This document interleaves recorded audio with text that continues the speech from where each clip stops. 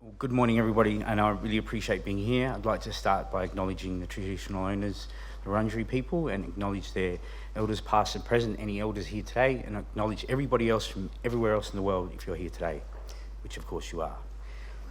Better press my stopwatch because I have a tendency to talk too much. As Marsha pointed out, I did finished off my public health masters by looking at GIS, mainly because at the start of my masters, the first thing they talked to us about was Jon Snow. Now, if you start thinking about Game of Thrones, the door's over there. Okay? Jon Snow was one of the first examples of someone who took data, health-related data, and mapped it to identify the source of something. So here's the dude that worked out where the cholera was coming from. And all he did was took the handle off the pump.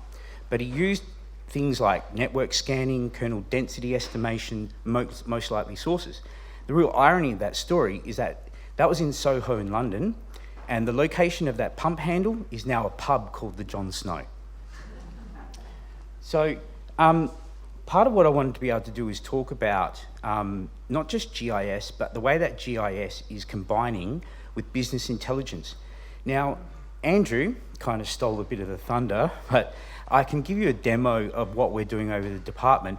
And the main thing I know that I can offer, because I'm not a recognised academic, is that I can pull back the curtain a little bit and show you some of the work that we are doing at the department. And unfortunately, we do use some antiquated systems, to be perfectly honest. So it can be a bit of a struggle to introduce new technologies. So I'm using an iPad, and yes, I know it looks a bit large for an iPad, but it's an iPad Pro, and I needed it to handle the data sources.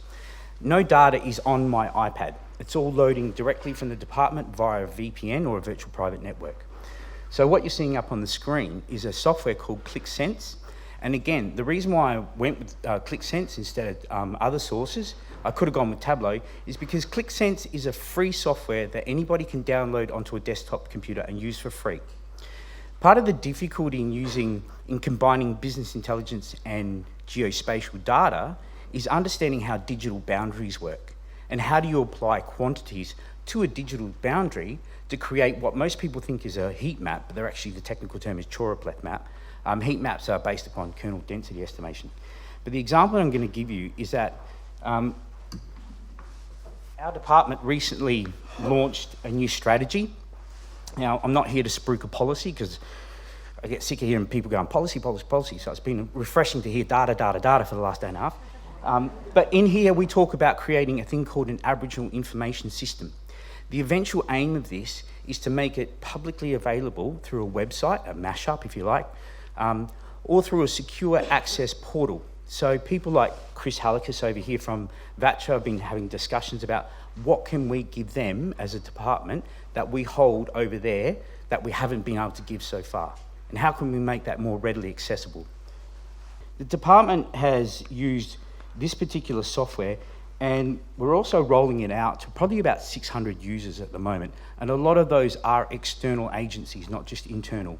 But obviously we're using the shared risk approach, where they know what data they're getting access to, they know they can't just go and share it around. I don't know whether the federal government's going to go down that path or not, but I've heard rumours. But what we've done is that we've previously produced reports that are static by nature, and the reason why we're trying to use this particular software is that it allows people to build their own data models. And then what we're also doing is building a library of digital files. So when people talk about, and Andrew touched upon a really important point, is that all the digital files that are being used at the moment are done with a non-Aboriginal focus. So we can get files from ABS that talk about statistical areas, but they distribute the total population. ABS also do a thing called Indigenous areas, regions and locations, but they're only based upon population distribution, not recognition of Aboriginal place names.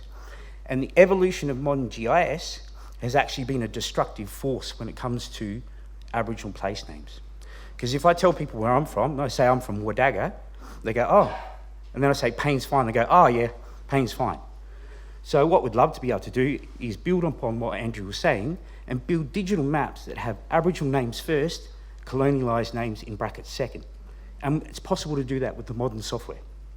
So we're going to do is this is the Aboriginal Information System app, and eventually we'll be able to make some of this public. Obviously, we have to find that balance between utility and privacy, because we have so much sensitive data, we can't just give it out willy-nilly, obviously. So as you can see up here, we've got report sheets, and we've got some pretty sensitive stuff. So you've got out-of-home care, family violence, youth justice, funding, housing, drug and alcohol, immunisation, low birth weight, mental health, and Task Force 1000. And then we've also got a measures comparison. Now, I'm not going to spruik on too much about this particular software, but I have to admit, they've been, as a private company that's done a lot of work with me, an Aboriginal person, they've got multi-million-dollar clients, and yet the amount of help that they've given me is pretty amazing, so I have to say thank you to them. But this is an open source software that you can actually build an R extension in it, so it can have R functionality as well. And there's a lot of pieces of software that are very similar to that. So the reason being is that you can do projections, which is a very useful function. So what I'm going to do is show you that we've built in, a warning screen to say, if you have access to this, there's the privacy that, the big legal stick they're going to hit you over the head with if you don't do the right thing. So here you can see we've got some measures on the screen. Now this is built on a thing called an associative data model.